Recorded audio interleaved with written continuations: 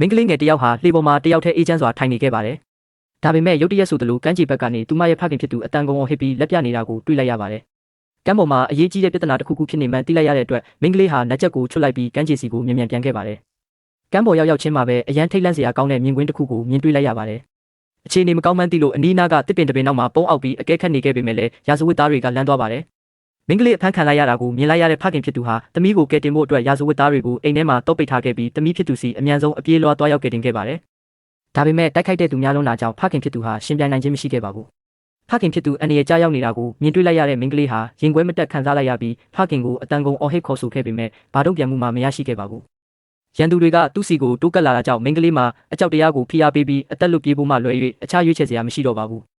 ရာဇဝတ်သားတွေကနောက်ကနေလိုက်လံဖမ်းဆီးနေချိန်မှာပဲထိတ်လန့်နေတဲ့မင်းကလေးဟာမတော်တဆ6ကမ်းပါအစွန်းစီကိုရောက်ရှိသွားခဲ့ပါတယ်။လွတ်လန်းမရှိတော့တဲ့ထိုအခြေအနေမှာအနီးနားက6ကမ်းပါမှာချီနှောင်ထားတဲ့တောင်တက်ကျိုးတစ်ခုကိုတွေ့ရှိခဲ့ပြီးဆင်းခဲ့ပါတယ်။မင်းကလေးဟာခြေချော်သွားခဲ့ပြီးအောက်ကိုပြုတ်ကျမလို့ဖြစ်သွားခဲ့ပါတယ်။ရက်ကျိုးကိုကြစ်ပါအောင်စုပ်ကင်ထားနိုင်ခဲ့လို့အသက်ဘေးကနေလွတ်မြောက်ခဲ့ပါတယ်။ဒါပေမဲ့ရာဇဝတ်သားတွေဟာဓာတ်ကိုထုတ်ယူပြီးကျိုးကိုဖျက်တောက်လိုက်ကြပါတယ်။